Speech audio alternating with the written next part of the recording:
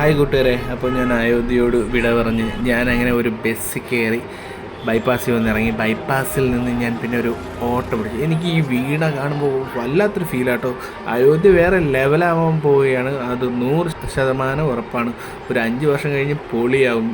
ഇന്ത്യയിലെ ഒരു നമ്പർ 1 പ്ലേസായിട്ട് മാറാൻ പോവുകയാണ് അയോധ്യ. 100%. ഇത് എഴുതി വെച്ച ഒരു 5-10 വർഷത്തിനുള്ളിൽ ഇന്ത്യയിൽ ഏറ്റവും കൂടുതൽ ഡെവലപ്മെൻറ്റ് വരാൻ പോകുന്നതും ഏറ്റവും കൂടുതൽ സഞ്ചാരികൾ വന്നിറങ്ങാൻ പോകുന്നതുമായ സ്ഥലമാണ് അയോധ്യ. 100%. Mark my words.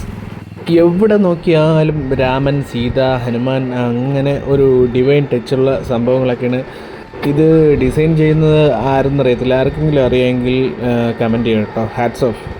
മാതിരി ഡെവലപ്മെൻറ്റാണ് അയോധ്യയുടെ മുക്കിലും മൂലകളിലും സംഭവിച്ചുകൊണ്ടിരിക്കുന്നത്. ഒരു രക്ഷയില്ലാത്ത ഡെവലപ്മെൻറ്റ്, വേറെ ഒരു സ്ഥലത്തും കാണാത്ത ഡെവലപ്മെൻറ്റ്.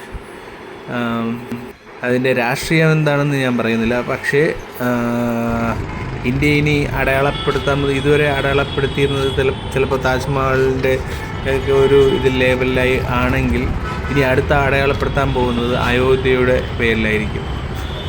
അത് അയോധ്യ ക്ഷേത്രം കണ്ട ഒരു വ്യക്തി എന്ന നിലയ്ക്ക് എനിക്ക് 100% പറയാൻ പറ്റും. അമ്മാതിരി സാധനമാണ് അവിടെ ചെയ്യുന്നതും അയോധ്യയുടെ ചുറ്റുപാടുമുള്ള സ്ഥലങ്ങളിൽ അവർ നടത്തിക്കൊണ്ടിരിക്കുന്നത്. നിങ്ങൾക്കിത് കാണാൻ പറ്റുന്നുണ്ടല്ലോ അല്ലേ?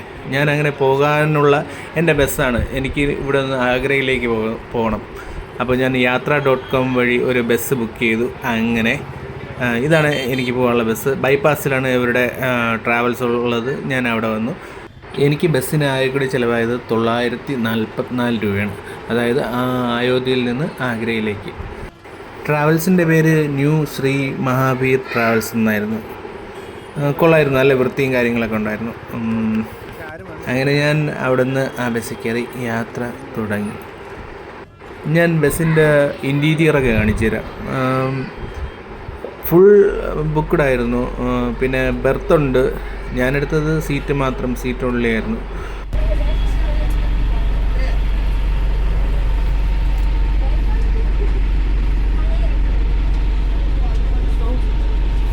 അങ്ങനെ പതിയെ ബസ് യാത്ര തുടങ്ങി. എൻ്റെ മനസ്സ് കംപ്ലീറ്റ് ആയിട്ട് അയോധ്യ തന്നെയായിരുന്നു. പിന്നെ ഇനി പോകാൻ പോകുന്ന സ്ഥലം നമ്മൾ കുഞ്ഞിലേ തൊട്ട് കണ്ട് ഫോട്ടോയിലും പ്രതിമകളിലൊക്കെ കണ്ട ആ താജ്മഹലിൻ്റെ രൂപം, അതിനെക്കുറിച്ച് ഓർത്തുകൊണ്ടാണ് ഞാൻ ഓരോ നിമിഷം ആ ബസ്സിലിരുന്നത്. ഈ വണ്ടിയിൽ പൊയ്ക്കൊണ്ടിരിക്കുമ്പോഴേ അവർ വഴിയിൽ നിന്നൊക്കെ ബുക്ക് ചെയ്യാത്തൊക്കെ ആളെ കയറ്റി ഫ്രണ്ടിലങ്ങ് ഇരുത്തും. എന്നിട്ട് ഓരോരുത്തർ ഇറങ്ങുമ്പോൾ ആ സീറ്റിൽ കൊണ്ട് അക്കോമഡേറ്റ് ചെയ്യും. അത് എനിക്കൊന്നും അത് മുതലാളിക്കുള്ള പൈസയല്ല, അത് അവർ തന്നെ വീതം വെച്ച് എടുക്കുന്നതാണ്. ആഗ്ര സ്റ്റോപ്പല്ല, ഒരു ബൈപ്പാസിൻ്റെ സൈഡിൽ കൊണ്ട് നിർത്തി. അവിടെ ഇറങ്ങാൻ ഞാൻ മാത്രമേ ഉള്ളുമായിരുന്നു. പിന്നെ ഞാൻ അവിടെ നിന്ന് ഒരു ഓട്ടോ, ഏകദേശം 3-3:30 ഞാൻ അവിടെ നിന്ന് ഓട്ടോ പിടിച്ചൊരു ഹോട്ടൽ കണ്ടെത്തി. ഒരു തല്ലിപ്പൊളി ഹോട്ടലായിരുന്നു കേട്ടോ, പറയാതിരിക്കാൻ വയ്യ. ഒട്ടും സാറ്റിസ്ഫൈഡ് അല്ല, വെറും കച്ചറ ഹോട്ടലായിരുന്നു. ഹോട്ടലിന് 800 രൂപയാണ് ആയത്. പക്ഷേ എനിക്ക് പിന്നെ ഒരു 4-5 മണിക്കൂറേ ഉള്ളുമായിരുന്നു. ഓൺലൈനിലായിട്ട് ബുക്ക് ചെയ്യുന്നതായിരിക്കും കുറച്ചും കൂടെ ബെറ്റർ എന്ന് തോന്നുന്നു.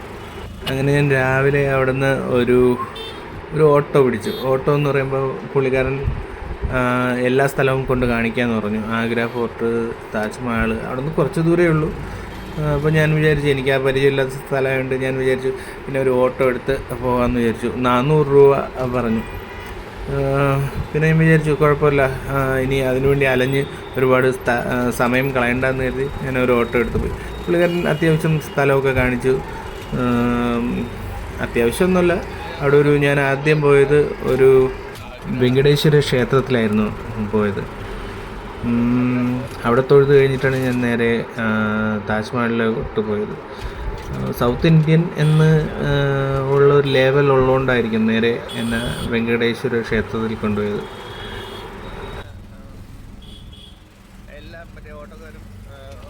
ടൂറിസ്റ്റ് പ്ലേസ് ആണെങ്കിൽ ഞാൻ പിന്നെ കളറാക്കും ഗൈസ്.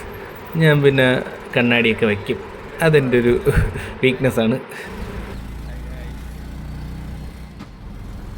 ഈ താജ്മഹൽ ഇരിക്കുന്ന ആ ഒരു ജംഗ്ഷൻ്റെ നടുക്കായിട്ട് തന്നെ ഛത്രപതി ശിവാജി മഹാരാജിൻ്റെ ഒരു പ്രതിമയൊക്കെ വെച്ചിട്ടുണ്ട്.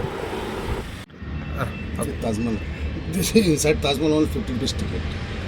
वो साइड ये पूरा हाँ पूरा घूमे तो इसके ऊपर जाएंगे शाही मुमताज के बाद इसका 200 रुपये एक्स्ट्रा लगेगा, टोटल 250 रुपये टिकट। हाँ आप लोग क्या करना 50 रुपये टिकट लेने का, हाँ एंट्री करने का, हाँ। घूमने का हाँ। आपका चॉइस करता है ऊपर जाने के लिए। तो जैसे चढ़ेगा ना, जैसे सिक्योरिटी गार्ड रोक देगा, हाँ। तो एक टिकट विंडो बना हुआ है, तो टिकट लेकर जा सकता है ऊपर। यह आदमी है। हाँ, यहाँ सिक्योरिटी गार्ड खड़ा हुआ, जैसे ऊपर जाएगा ना हाँ। तो टिकट मांगेगा, आपको 50 रुपये टिकट में एंट्री नहीं है, हाँ 200 रुपये टिकट और ले लेना, जा सकता है आप, चॉइस आपका, जाए या ना जाए। ओके पहले 50 रुपये टिकट लेने का, ओके एंट्री करने किसी बातों में नहीं आने का, सीधे जाने का, सीधे आने का, ओके। टिकट विंडो टिकट लेने का। പുള്ളിക്കാരൻ പറഞ്ഞതെന്തെന്ന് വെച്ചാൽ താജ്മഹലിൻ്റെ ചുറ്റുപാടും ചുറ്റി നടന്ന് കാണുന്നതിന് 50 രൂപയും ഉള്ളിൽ കയറുന്നതിന് 200 രൂപയുമാണ്. നിങ്ങൾ എന്തായാലും പോവുകയാണെങ്കിൽ ഓൺലൈനിൽ താജ്മഹൽ ബുക്കിംഗ് എന്ന് ഓൺലൈനിൽ അടിച്ചു നോക്കിക്കഴിഞ്ഞാൽ, ഗൂഗിളിൽ അടിച്ചു നോക്കിക്കഴിഞ്ഞാൽ നമുക്ക് ഓൺലൈനിലായിട്ട് ബുക്ക് ചെയ്യാൻ പറ്റും. അതായിരിക്കും കുറച്ചും കൂടെ ബെറ്റർ എന്ന് തോന്നുന്നു. ഞാൻ ഓൺലൈനായിട്ടാണ് ചെയ്തത്. അല്ലാതെ ടിക്കറ്റ് അവിടെ പോയി ടിക്കറ്റ് കൊടുക്കാം.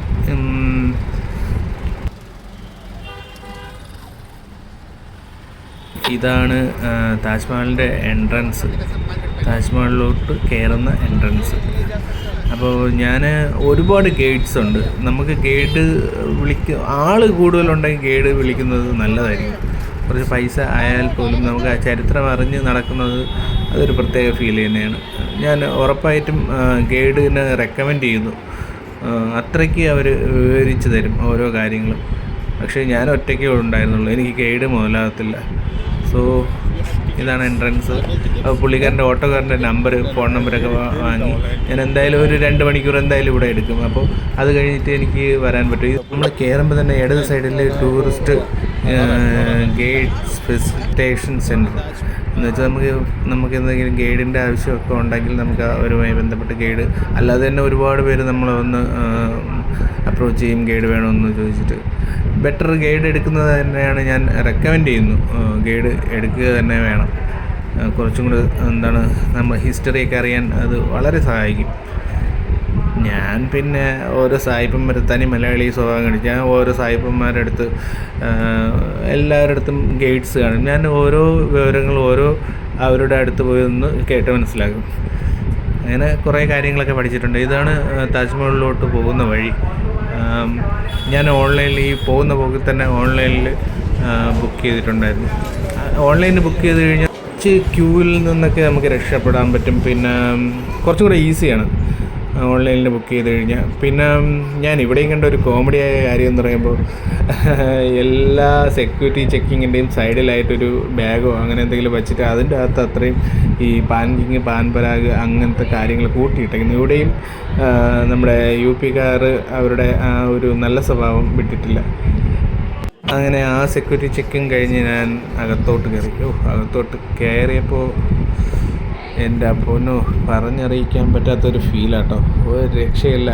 നമ്മൾ വേറെ ഏതോ ഒരു ലോകത്തേക്ക് എത്തിയ പോലെ ഒരു ഫീലാട്ടോ. കളർഫുള്ളാണ്. ഞാൻ ഈ വീഡിയോയിൽ എടുക്കുന്ന ആ എക്സാക്റ്റ് കോൺട്രാസ്റ്റിൽ തന്നെയാണ് നമ്മൾ നേരിൽ കാണുന്നത്. ഞാനിങ്ങനെ നടന്നുകൊണ്ടിരുന്നു. എനിക്ക് ഭയങ്കര എക്സൈറ്റ്മെൻ്റ് ആയിരുന്നു. എങ്ങനെ ഇരിക്കും താജ്മഹൽ എന്നൊക്കെ ഉള്ളൊരു എക്സൈറ്റ്മെൻറ്റ് നമ്മൾ ഫോട്ടോയിൽ മാത്രമല്ലേ കണ്ടിട്ടുള്ളൂ.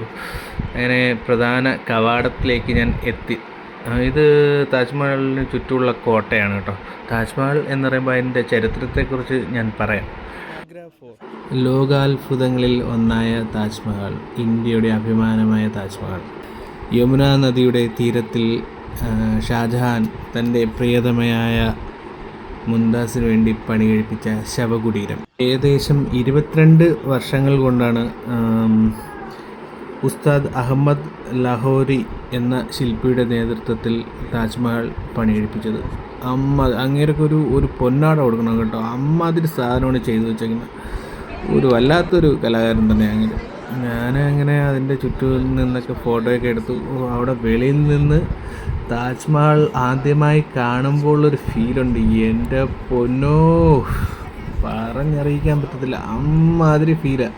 നിങ്ങൾക്ക് കാണാൻ പറ്റും, എത്രത്തോളം നിങ്ങൾക്ക് ഈ വീഡിയോയിലൂടെ കാണാൻ പറ്റുന്നു എന്ന് എനിക്കറിയത്തില്ല. അമ്മാതിരി നമ്മുടെ രോമമൊക്കെ എഴിച്ചെന്ന് സല്യൂട്ട് അടിക്കും. അമ്മാതിരി റൊമാൻറ്റിഫിക്കേഷനാണ്. താജ്മഹലിൻ്റെ 4 സൈഡും ഒരേപോലെയാണ് പണിതിരിക്കുന്നത്. താജ്മഹലിനെ കുറിച്ചുള്ള ആ മാപ്പ് കറക്റ്റായിട്ട് അവിടെ ഫ്രണ്ടിൽ തന്നെ വച്ചിട്ടുണ്ട്. അതിൻ്റെ 4 വശങ്ങളും, ഒരു സൈഡ് യമുന നദിയാണ്. ഒരു വല്ലാത്തൊരു സംഭവമുണ്ട്.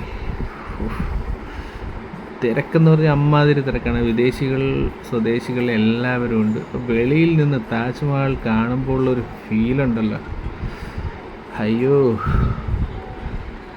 അത് വേറൊരു ലെവലോട് ലെവലാണ്. ഷാജഹാൻ, അതായത് മുഗൾ ചക്രവർത്തിയായിരുന്ന ഷാജഹാൻ്റെ 3ാമത്തെ പത്നിയായ മുംതാസിന് വേണ്ടി, അവരുടെ സ്നേഹത്തിൻ്റെ പ്രതീകം എന്നൊക്കെ വേണമെങ്കിൽ പറയാം, പുള്ളിക്കാരിയുടെ 14ാമത്തെ പ്രസവത്തിൽ ആയിരുന്നു പുള്ളിക്കാരി. പ്രസവ കാരണമാണ് മരണം. അങ്ങനെയാണ് പുള്ളിക്കാരി മരിക്കുന്നത്. ഞാൻ ഈ സാധനം കണ്ടിട്ട് ലിറ്ററലി അന്തം വിട്ട് പണ്ടാരടങ്ങി നിൽക്കുക എന്ന് കേട്ടിട്ടേ ഉള്ളൂ. ഞാൻ അതേപോലെ വന്നു. എന്തായാലും താജ്മഹലിൻ്റെ കൂടുതൽ വിശേഷങ്ങൾ അടുത്ത വീഡിയോയിൽ കാണാം. ബൈ.